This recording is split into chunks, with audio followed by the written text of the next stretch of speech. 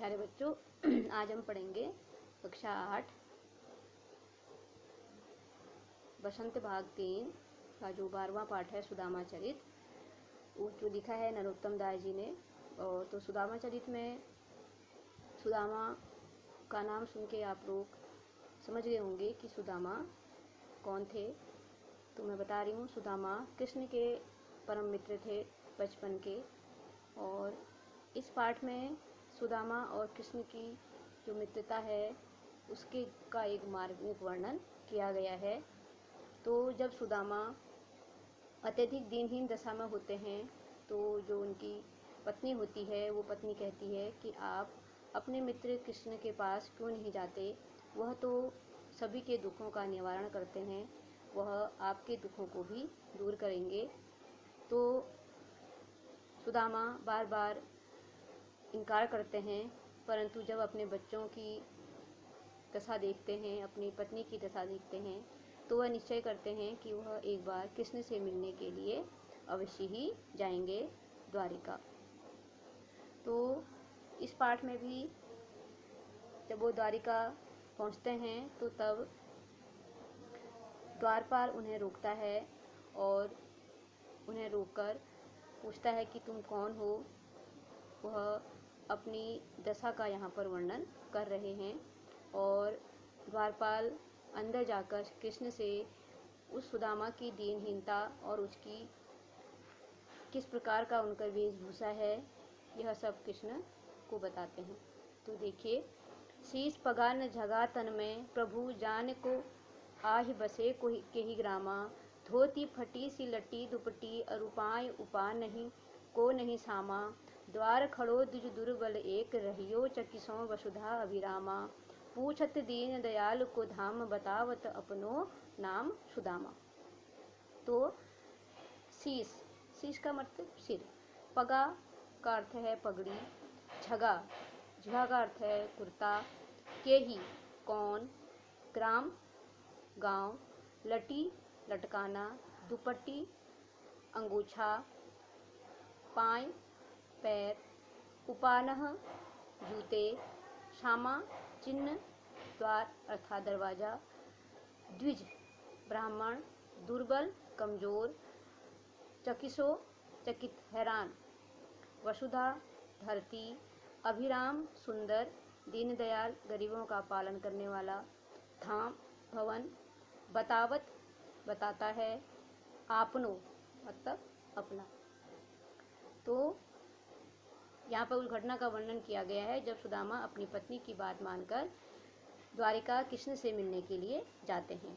वो कहते हैं, हे प्रभु, द्वार पर एक अति निर्धन ब्राह्मण खड़ा है, न जाने किस गांव का रहने वाला है, न तो उसके सिर पर पगड़ी है न तन पर वस्त्र है, उसने धोती सी पहनी है जो भी फटी हुई है, उसके पैरों पर न जूते हैं, उसका अंगूछा लटक रहा है और वह द्वारिका नगरी की सुंदरता को देखकर चकित है और वह अपना नाम सुदामा बताता है।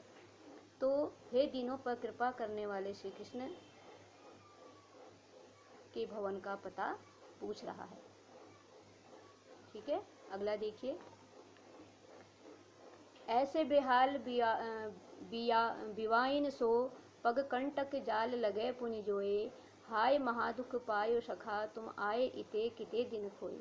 तो सुदामा की दीन दशा को देखकर, उसकी फटी हुई एड़ियों और पैरों में चुभे हुए कांटों को देखकर श्री कृष्ण की आंखें भर आती हैं। हाय महादुख पायो सखा, कह रहे हैं, श्री कृष्ण कहते हैं कि हे मित्र, तुम इतना दुख पाने पर भी तुम यूं ही निर्धनता में जीवन गुजारते रहे। देख सुदामा की दीन दशा, करुणा करके करुणारिधि रोए। तो उस कृष्ण के द्वारा जब सुदामा की दीनहीन दशा को वो देखते हैं तो वो कहते हैं कि तुम अभी तक उस निर्धनता के जीवन को जी रहे थे, तुम आज तक यहाँ क्यों नहीं आए। और श्री कृष्ण भावुक होकर उनके आँखों से आंसू बहने लगते हैं। पानी परात को हाथ छियो नहीं, नैनन के जल सो पग धोए। और कृष्ण उनके पैरों को धोने के लिए पानी की परात नहीं मंगाते हैं और अपने नैनों के अश्रुओं से ही वह उनके पैरों को धोते हैं। फिर देखिए अगला है, कछु भाभी हमको दियो सो तुम काहे न देत, चापी पोटरी कांख में रहे कहो के ही हेतु। तो वो उन्हें कह रहे हैं कि जब तुम यहाँ आए होगे तो मेरी भाभी ने तुम्हें मुझे देने के लिए कुछ न कुछ दिया होगा, वह तुम मुझे क्यों नहीं दे रहे हो। कछु कुछ, पोटरी अर्थात गठरी, कांख का अर्थ होता है बगल में। तो जब तुम यहाँ आए होगे तो मेरी भाभी ने तुम्हें मुझे देने के लिए कुछ अवश्य दिया होगा, तुम वह क्यों अपनी बगल में दबा रहे हो, मुझे क्यों नहीं देते हो। आगे चना गुरु मात दये ते लये तुम चाबी हमें नहीं दीने। तो अपने बचपन के बारे में कह रहे हैं कि जब हम गुरु माता के पास थे तब गुरु माता ने तुम्हें चने दिए थे रखने के लिए, तो तब भी तुम उन चनों को अकेले ही खा गए थे, तब वो तुमने हमें नहीं दिए थे। शाम कहियो मुस्काए सुदामा सो। शाम कृष्ण हंसते हुए सुदामा से कह रहे हैं, चोरी की बान में है जू प्रवीणो। और तुम कहते हैं कि तुम चोरी, जो तुम्हारी चोरी करने की आदत है वह बचपन से ही तुम्हारे अंदर है, तुम उसमें प्रवीण हो, निपुण हो। पोटरी कांख में चाप रहे तुम खोलत नाई सुधा रस भीनु। और तुम क्या कर रहे हो, भाभी के द्वारा दिए गए हुए, उन्होंने जो मुझे दिए हैं वह तुम अपने बगल में छुपाए हुए हो और वह तुम मुझे दे दो। खोलत नाई सुधा रस भीनु, तुम उन्हें क्यों नहीं खोल रहे हो जो वह एक मीठी अमृत के समान रस में भीगे हुए हैं। पाछली बान अजो न तजो ते से ही भाभी के तंदुल कीन है। और वो कह रहे हैं कि जो तुम मेरे लिए लाए हो तुम वह मुझे दे दो, और जिस तरह तुम पहले मेरे से छुपाते थे उसी तरह तुम आज भी मुझे वह जो मेरे लिए भेजे गए हैं उन चावलों को तुम मुझे क्यों नहीं दे रहे हो। फिर है अगला, वह पुलकनी, वह उठी मिलनी, वह आदर की बात, वह पठवनी गोपाल की, कछु न जाति जानी जात। तो सुदामा सोचते हैं और कह रहे हैं कि पुलकनी अर्थात प्रसन्नता, मिलनी मिलना, पठवनी विदाई भेजना, जात जाति फिरे हाथ फैलाना किसी के सामने, तनक थोड़ा, काज लिए, हरि ईश्वर, राज का मतलब समाज धन दौलत, आवत आना, ना ही नहीं, हो तो होता, वाही अर्थात सुदामा। तो वो कह रहे हैं, सुदामा ये सोचते हैं कि वह अपने गांव जा रहे हैं और कृष्ण ने निश्चय ही द्वारिका में उनके आदर सत्कार में कोई कमी नहीं की थी, मगर द्वारिकाधीश के वैभव, धन संपदा, राज्य आखिर किस काम के हैं जब उन्होंने अपने निर्धन मित्र को यूं ही खाली हाथ विदा कर दिया। और उन्होंने यह भी नहीं सोचा कि किसी ब्राह्मण को यूं खाली हाथ नहीं जाने देना चाहिए। तो जब वापस जाते हैं तो सुदामा को यह अनुभव नहीं होता है कि वह तो त्रिलोकी हैं, वह बिना मांगे सब कुछ देते हैं, लेकिन फिर भी सुदामा सोच रहे हैं कि वह मुझे खाली हाथ ही विदा कर रहे हैं।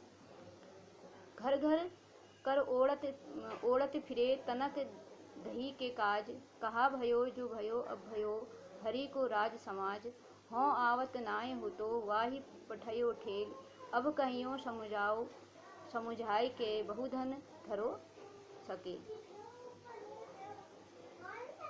वो कह रहे हैं कि मैं वैसे भी यहाँ पर नहीं आने वाला था और वह अपनी पत्नी के कहे अनुसार यहाँ पर आया, मुझे उसने जबरदस्ती द्वारिका में भेजा। आखिरकार जो द्वारिकाधीश हैं कृष्ण, वह बन जाने के बाद भी तो कृष्ण वही हैं जो थोड़ा सा दही पाने के लिए घर घर फिरा करते थे। अब मैं जब घर वापस जाऊंगा तो अपने पत्नी को क्या समझाऊंगा कि कृष्ण के द्वारा प्रदान की गई अपार संपत्ति को संभाल कर रखे। तो जब सुदामा जाने लगते हैं तो उस समय वो सोचते हैं कि यह द्वारिकाधीश मुझे क्या देगा। यह स्वयं ही तो आज जो द्वारिकाधीश बन गया है वह स्वयं पहले थोड़े से दूध दही के लिए घर घर मारा फिरता था। फिर है वैसो ही राज समाज बने गज बजी घने मन संभ्रम छायो।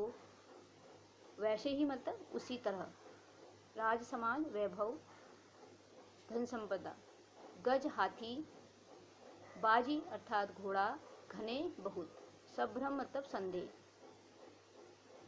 तो जब अपने गांव लौटने लगते हैं वो द्वारिका से, तो जैसा वैभव धन संपदा महल हाथी घोड़े सब देखकर सुदामा भ्रम में पड़ गए, क्योंकि उन्हें यह विश्वास नहीं था कि श्री कृष्ण उनके लिए कुछ करेंगे। तो लेकिन जब वो अपने गांव पहुंचते हैं तो अपने महल को देखकर, अपने वैभव को देखकर, धन संपदा को देखकर, हाथी घोड़ों को देखकर वह भ्रम में पड़ गए और वो सोचने लगे कि कहीं मार्ग भूलकर द्वारिका में ही तो नहीं लौट आया। कैंधो परियो कहूँ मार्ग भूली कि फेरी की मैं अब द्वारिका आयो। तो जब अपनी धन संपदा को देखते हैं, अपने वैभव को देखते हैं, तो वह इस भ्रम में पड़ जाते हैं कि मैं पुनः द्वारिका में तो नहीं पहुंच गया हूँ, पुनः अपने गांव न जाकर द्वारिका में तो वही नहीं लौट आया हूँ।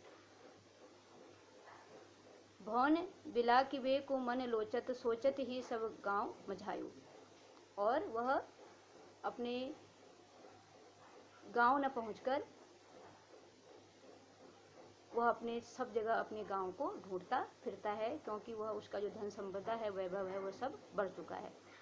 पूछत पांडे फिरे सब सौ पर झोपड़ी को कहूँ खोज न पायो। वह सबसे पूछ रहे हैं, लेकिन वह अपनी झोपड़ी है कि उन्हें अपनी झोपड़ी कहीं दिखाई नहीं दे रही है, क्योंकि वह एक महल में परिवर्तित हो गई है और जो उसके पास धन है, संपत्ति है, वैभव है, वह सब उसे प्राप्त हो चुका है श्री कृष्ण की कृपा से।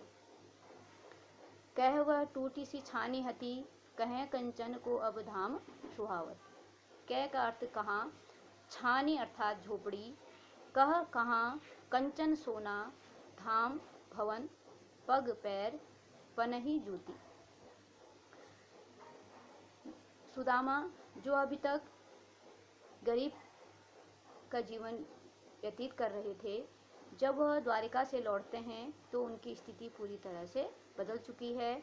श्री कृष्ण उन्हें स्वयं की तरह संपन्न बना दिया है। तो टूटी झोपड़ी की जगह आज सुदामा को सोने से बने हुए महल उसके पास हैं। कै पग में पनही न हती कहे ले गजराज उठाड़े महावत। और कल तक जूतियों के बिना नंगे पांव रहने वाले सुदामा के द्वार पर आज हाथी लिए महावत खड़े हुए हैं। भूमि कठोर पे रात कटे कहे कोमल सेज पे नींद न आवत। तो उसकी पहले की जो स्थिति थी वह जमीन पर अपना सोते थे सुदामा, तो लेकिन आज उसके पास सब कुछ है। कल तक जो कठोर धरती पर सोता था वह आज कोमल सेज पर सोने में विवश है, लेकिन उसे आज उस कोमल बिस्तर पर नींद नहीं आ रही है। कै जुर तो नहीं को दो सवा प्रभु के प्रताप त दाख न भावत। तो अब तक किसी प्रकार सस्ते मोटे अन्न के सहारे वो अपना जीवन व्यतीत कर रहे थे, लेकिन जब सुदामा श्री कृष्ण के पास पहुँचे तो श्री कृष्ण की कृपा से आज किशमिश आदि सूखे मेवों की उसके पास कोई कमी नहीं थी और वह उन्हें भी अच्छे नहीं लग रहे थे। तो इस पाठ में जो सुदामा हैं वह कृष्ण के पास जाते हैं और उनके द्वारा जब उन्हें सब कुछ प्राप्त हो जाता है तब भी वह उस स्थिति में भी आज खुश नहीं है। तो जो सुदामा है, सुदामा और कृष्ण की जो बचपन की जो मित्रता थी, उस मित्रता का कृष्ण ने आज उन्हें सब कुछ देकर उस मित्रता को पूरी तरह से उसका निर्वाह किया है।